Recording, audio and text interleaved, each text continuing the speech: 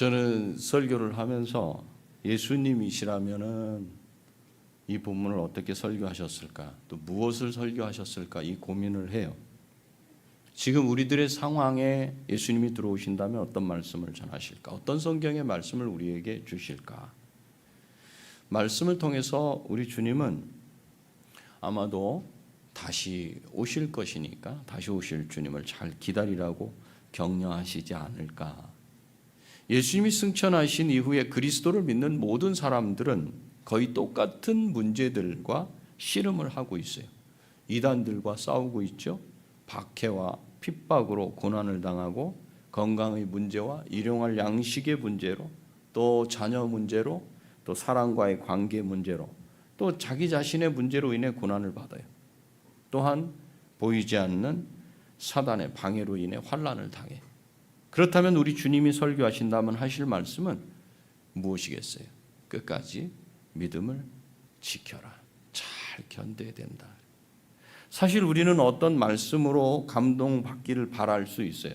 나한테는 이런 말씀을 해주시면 좀 감동을 받을 것 같은데 하는 그런. 제 생각으로는 우리가 각자가 바라고는 이런 말씀을 좀 주셨으면 하는 게 있겠지만, 제 생각으로는 믿음을 끝까지 지켜라. 지금 믿음에서 흔들리게 하는 그 일, 그 사람, 그 사건에서 빠져나와라. 주님은 우리가 믿음을 견고히 세우기를 바라시는데, 우리가 사는 이 시대는 믿음의 문제로 고민하지 않도록 하는 것 같아요. 제가 보니까 그래요. 믿음 문제 때문에 씨름하고 고민하고 그것과 처절하게 싸움하는 그런 시대가 아니에요. 다른 문제가 있어요.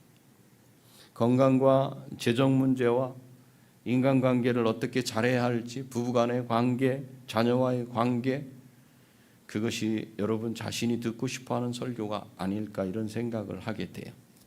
사실 이것에 대한 말씀은 우리가 유튜브나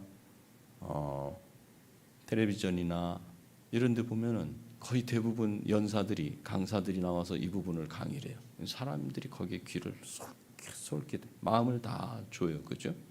그런 건 거기서 들을 수가 있어요. 인생의 모든 문제를 성경이 다 말씀하고 있지만, 그럼에도 불구하고 우리는 믿음을 지키는 문제에 집중해야 하고, 말씀을 듣고 우리 마음이 변화되는 데까지 가야 됩니다. 하신 분도 있고 안 하신 분도 있지만, 풍성한 삶의 첫걸음에 보면 말씀을 듣고 묵상할 때 우리가 듣고 적용하는 방법을 제시하고 있어요. 그것을 3C, C가 첫 글자가 C가 3개다 그래서 3C라고 이렇게 얘기하는데, 첫 번째는 컨텍스트예요. 이건 말씀을 듣는 사람의 현재 상태를 말해요. 말씀 듣기 전에 나의 상태, 나의 현재 상태가 어떤지를 돌아보는 것을 말해요. 말씀을 듣기 전에 나는 이런 상태에 있었다. 그게 컨텍스트예요. 첫 번째. 두 번째는 이제 챌린지라 그래요. 이게 도전인데, 말씀을 듣고 났더니 내 마음에 어떤 도전을 받게 되었는가를 생각해 봐요. 처음 말씀을 듣기 전에 사실 나는 이랬어요. 그런데 말씀을 듣고 났더니 이런 마음이 생겨요. 이거죠. 이게 챌린지예요. 도전받았다는 거예요. 말씀을 듣고. 예를 들어 나는 입에 욕을 달고 사는 사람이었는데, 야고보서 말씀을 듣다 보니까 한 입에서 찬송과 저주가 함께 나오는 것은 마땅치 않다는 말을 딱 듣고 나니까 내 마음이 찔렸어요. 마음이 떨리고 내 입을 벌릴 수가 없었어요. 고개를 들 수 없고 내 얼굴이 뜨거워지는 것을 발견했어요. 그러면 어떻게 하는가? 마지막이 체인지예요. 변화.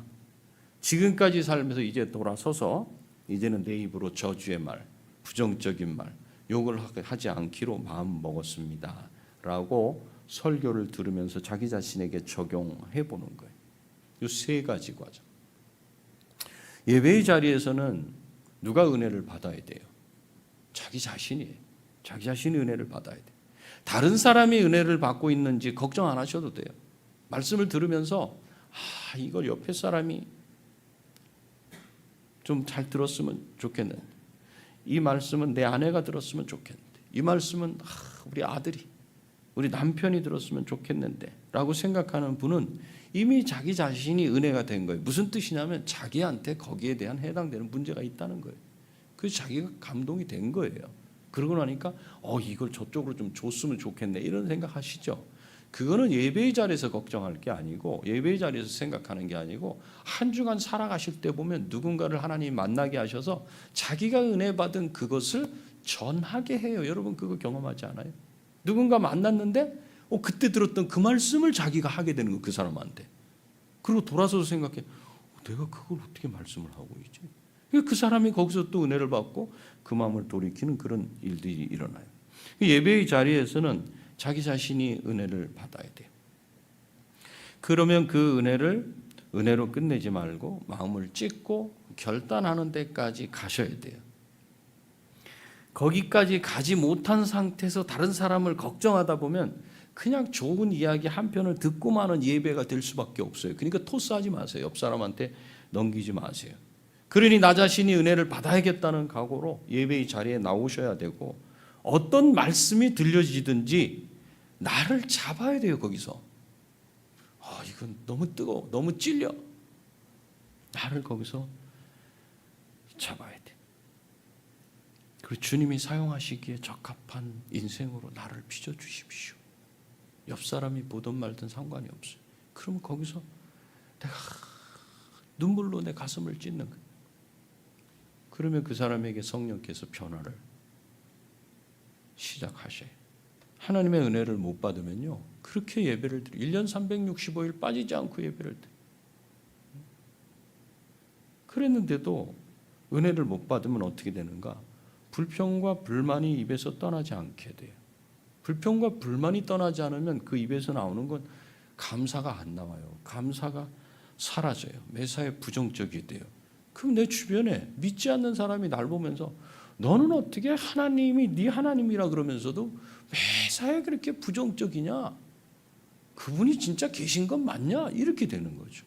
그래서 여러분 각자는 예배의 자리에서 은혜를 받아야 돼요. 은혜 받는 방법을 가르쳐 줬어요. 말씀을 들으면서 내 상황은 지금 여기서 여러분들이 생각해야 될 게 뭐냐면 내 상황이 어땠지? 나는 말씀을 들으면서 혹은 말씀을 읽으면서 내 상황에 비춰서 찔려지는 그 부분에 대한 도전을 받았는가? 난 도전을 받고 있지 않아. 그렇다면 내 상황을 나는 제대로 알고 있는 건가?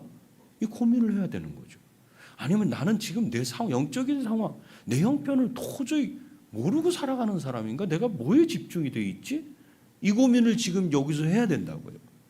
그렇구나. 그 다음에는 내가 은혜를 받아야 되는 거야. 내가 은혜를 받지 못하면 삶을 살아가는 데 있어서 내 입에 불평, 불만이 사라지지 않는구나 까지 와 있어야 돼요. 그리고 이제 결단으로 들어가기 위해 또 말씀을 들어야 돼. 그래서 오늘 말씀을 통해 여러분 모두가 은혜를 받고 마음을 찢고 결단하는 자리에까지 가게 되시기를 바랍니다. 아멘. 오늘 본문은 하나님께서 사람을 어떻게 지으셨는지 그 이야기부터 시작해요. 5장 1절부터 그렇게 나오죠. 하나님의 형상대로 지으셨고 하나님이 그들에게 복을 주시고 그들의 이름을 뭐라고 부르셔요? 사람이라고 부르셔요. 사람인 이유는 하나님께서 하나님의 형상대로 지으셨기 때문에 그래요. 의미 없이 목적 없이 그냥 인간을 지으시고 그대로 살아가게 하신 것이 아니라는 말씀이에요. 분명한 목적을 가지고 살아가는 존재로 지으셨다. 그런데 우리가 알기로 사람이라고 하면 누가 첫 번째 사람이죠? 아담과 하와. 그리고 그 다음이 누구예요? 가인과 아벨. 그러면 가인이 나와야 되지. 아벨은 죽었으니까. 근데 여기 가인이 있어요? 없어요? 가인이 없어요. 무슨 뜻이죠? 가인을 하나님은 누구로 여기지 않는 거예요. 말씀대로 보자면 사람으로 여기지 않는 거예요. 사람으로. 마치 가인은 사람이 아닌 것으로 여기시는 것 같아요. 하나님은 5장의 족보를 통해서 진정한 사람이 누구인지를 보여주시려는 거예요. 오늘 말씀을 보면서 사람이 누군지를 알아야 되겠구나 이 생각을 하셔야 돼요. 이미 5장 앞부분 4장 17절에서부터 24절까지의 족보가 또 하나 나와요. 가인의 후손들이 거기 나왔어요. 그리고 5장 족보를 또 썼어요. 그러면 두 족보가 존재해요. 가인으로부터 시작되는 족보가 존재하고 이제 셋으로부터 시작되는 족보가 있다라는 걸 염두에 둬야 돼요. 이 4장에 나오는 17절부터 24절까지의 그 족보에 들어있는 사람들은 하나님이 지으신 목적대로 산 사람들이 아니다. 이걸 말해요. 그럼 이 사람들은 어떻게 살았는가? 여러분 그 4장의 족보를 쭉 보시면 나오는 게 뭐냐면 여기 20절에도 야발을 낳았다. 그는 육축 치는 자의 조상이 되었다. 세상 가운데서 어떻게 살아요? 육축을 쳐. 짐승을 기르는 자의 조상이. 이 사람이 짐승 기르는 법을 잘 아는 사람. 그리고 그 밑에 유발이니 하면서 그는 수금과 퉁소를 잡는 모든 사람의 조상이 돼. 음악, 예능 이런 걸 하는 것에 탁월한 사람이에요, 이 사람이. 그리고 실라는 두발가인은 동철로 가장 날카로운 기계를 만드는 사람이다. 이렇게 말씀하고 있어요. 엔지니어, 전문적인 엔지니어다. 그런데 5장에는 그런 이야기가 없어요. 4장에 가인의 후손들에겐 그 사람들은 그들의 재주를 가지고 어떻게 사람들 앞에 살아갔는지 모든 사람들의 우두머리야. 존경을 받았다는 거예요. 이름을 날렸다는 거예요. 그런 계열의 사람이 가인의 후손들이에요. 그런데 5장에 기록된 계열의 사람들은 그런 내용은 없어요. 그냥 5장에 기록된 사람들은 사람이다라고만 이렇게 표현해요.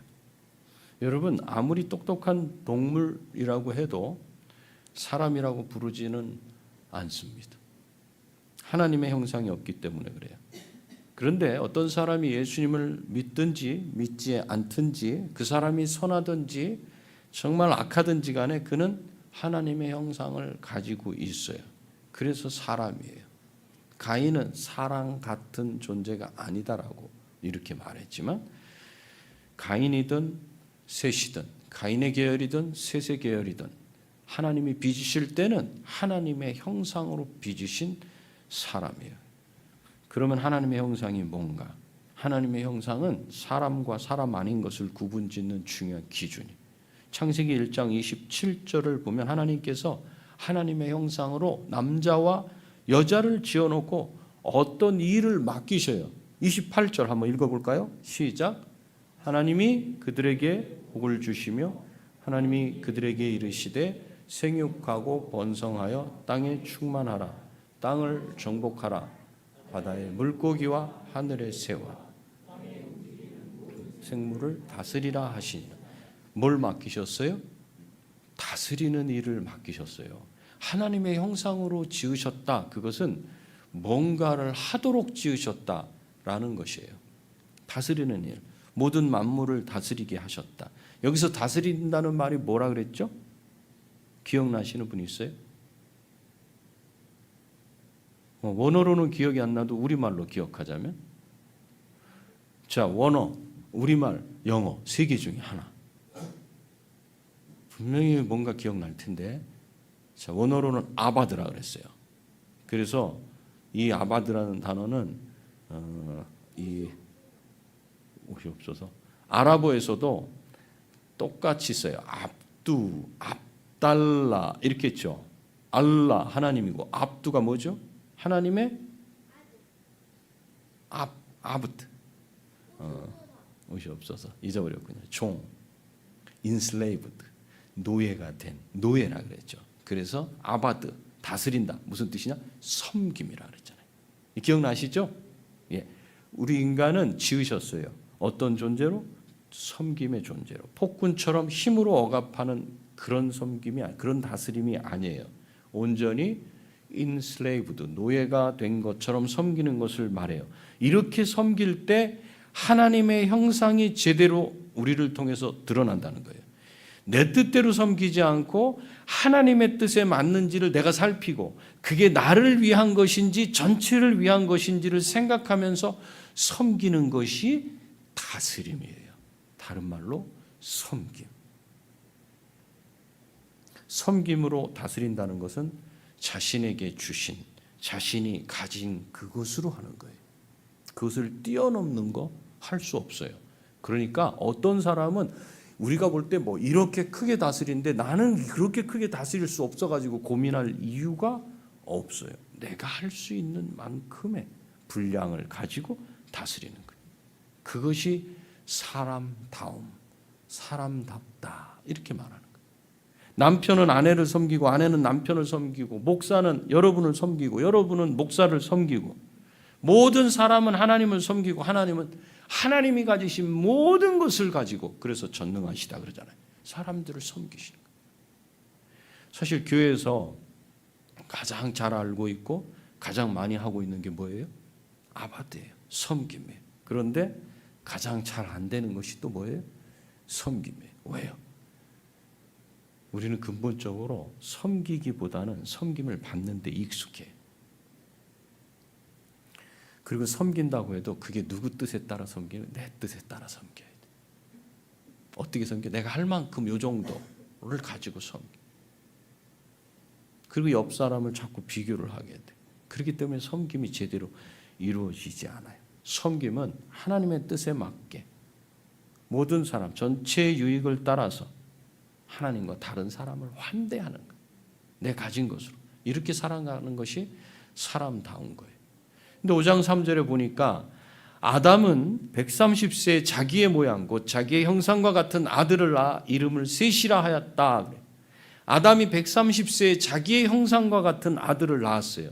이 말은 아담이 낳는 아들, 아담이 낳는 자녀들도 똑같이 하나님의 형상을 갖고 사람으로 태어났다. 이걸 말하고 있어요. 그런데 3절부터 32절까지 여러분 쭉 보시면 특별한 게 없어요. 뭐 이 족보를 오늘 설교를 하려고 그래. 족보를 왜 기록해놨어요? 그냥 거기 보면 누구를 낳았으며 그리고 끝에는 죽었더라. 이거예요. 계속 반복돼 이게. 낳고 살다가 죽는 게 하나님의 형상을 가진 사람들의 삶이더라. 이 말이에요. 사람들은 어때요? 보통 올림픽에 나가거나 아니면 역사에 어떤 이름을 새기고 또 어떤 발명을 하고 뭔가를 이루고 이름을 그 앞에 남기려고 그래요. 위대한 일을 해서 업적을 인정받고 이름 석자를 남겨. 그것이 명예고 그것이 영광이고 그런 사람으로 살기를 원해. 남들처럼 그냥 평범하게 사는 것은 의미가 없다고 생각해요. 여러분 능력만 되면 여러분의 이름 석자 올리고 싶지 않아요? 병원에 가면 누가 얼마를 기부했다더라 그래서 이름이 딱 올라가 있으면 나도 저 자리에 올라가고 싶은 마음. 그런데 과연 평범하게 산 것에 의미가 없을까? 의미가 있는데도 의미를 못 찾고 있는 겁니다. 남들이 다 아는 평범한 것, 특정한 사람들만 의미 있게 살라고 하나님이 사람을 만드신 게 아니고 모든 사람들이 동일하게 일해 똑같이 일하고 수고하고 땀 흘리면서도 모두 다 같이 의미 있게 살라고 하나님이 사람을 지으셨어요. 그렇게 살려면 살아가는 법이 달라야 돼요. 3절부터 보면 반복되는 게 낳았으며 죽었더라. 그런데 그 계보 안에 특징이 있어요. 앞에 나온 가인 계열과 셋 계열과 비교하는 내용이 여기 들어있어요. 어떤 샘플을 족보 중에 한 부분을 딱 떠가지고 대표적으로 설명을 해. 모델처럼.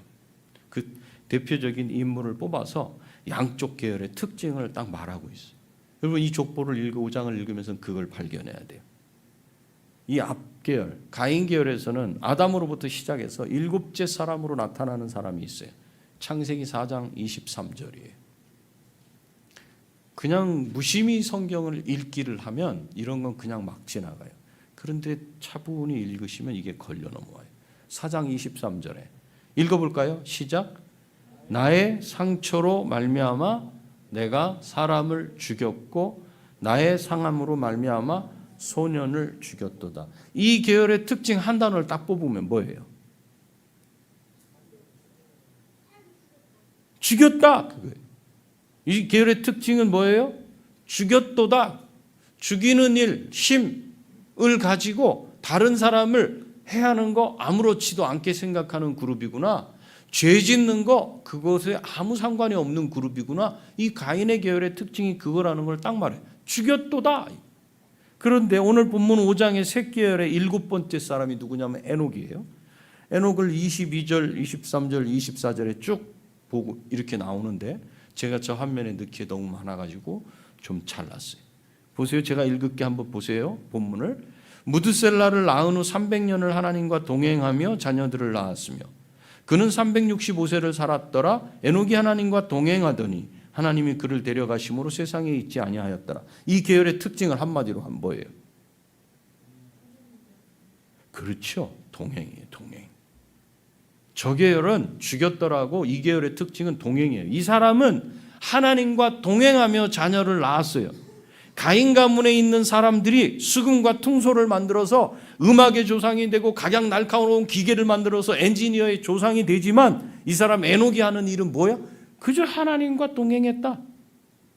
이 두 계열의 구체적인 차이는 세상에 영향력 있는 사람으로 서기 위해서 그들의 재주를 가지고 그 이름 석자를 남겼다는 것과 한쪽은 하나님과 더불어 사는 사람이었다. 이거예요. 그러면서도 이 족보에 아주 중요하게 나타나는 말이 있는데 그게 뭐냐면 죽였더라가 아니라 죽었더라. 죽었다. 계속 죽었다. 왜 죽었다?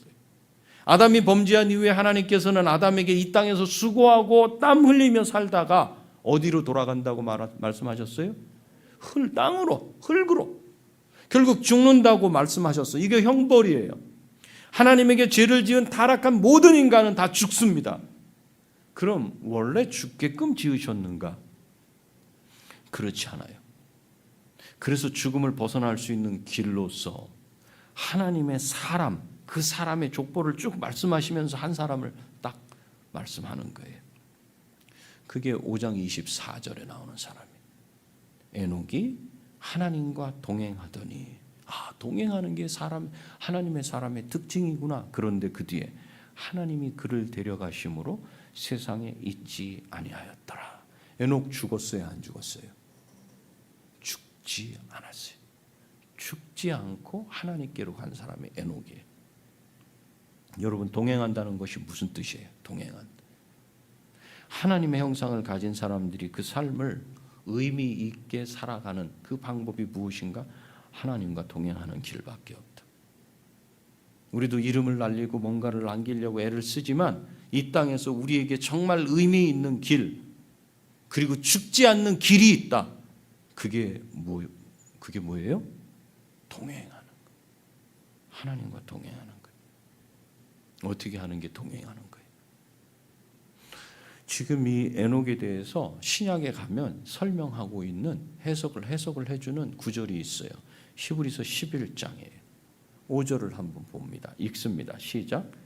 믿음으로 에녹은 죽음을 보지 않고 옮겨졌으니 하나님이 그를 옮기심으로 다시 보이지 아니하였느니라. 그는 옮겨지기 전에 하나님을 기쁘시게 하는 자라 하는 증거를 받았느니라. 어떻게 하나님을 기쁘시게 했을 것 같아요?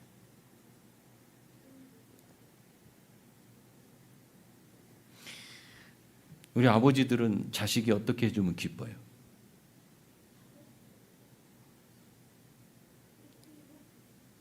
어떻게? 코 재워주고 지켜주면. 그건 아버지가 자식에게 하는 거잖아. 근데 거꾸로 아버지를 재워줘? 어떻게 하면 여러분 기뻐요? 여러분, 우리 아버지 어머니 한번 생각해 보세요. 자녀가 나한테 어떻게 할 때 내가 기쁜가? 여기 에녹은 하나님을 기쁘시게 한 자라 그랬어요.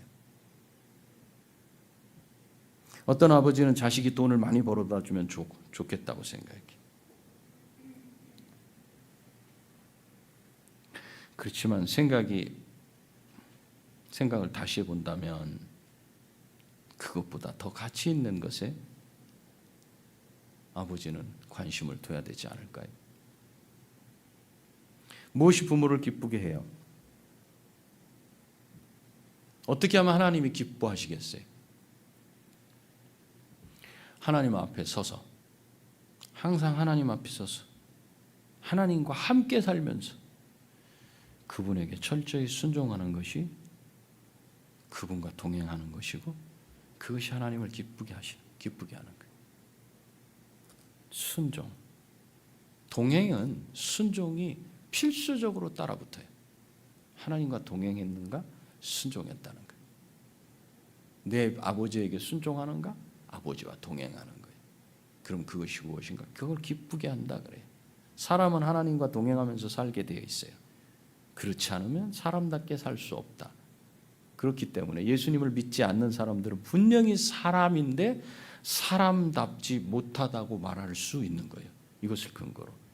또 한 가지 오늘 5장의 본문에서 우리가 놓치지 말아야 될 것이 28절 이후에 나와요. 5장 28절 이후에 계속 죽었다는 말이 나오는데, 죄의 값으로 사람은 죽을 수밖에 없어요. 그러면 사람이 죽는 것 외에는 죄의 값이 없는가? 그렇지 않아요. 사람이 살아있는 동안 죄의 값을 치르고 그 값의 마지막이 바로 사망을 만나게 되는 거예요.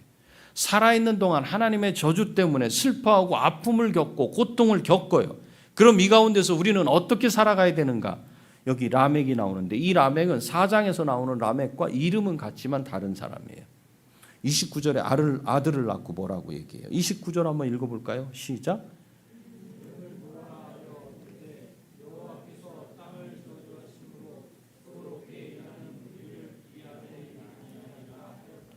이름을 누구라고 줬어요? 노아. 노아라는 이름 뜻이 뭐예요? 안식, 쉼이란 뜻이에요. 그럼 왜 이름을 노아라고 지었을까? 하나님이 약속하셨기 때문에 그래요.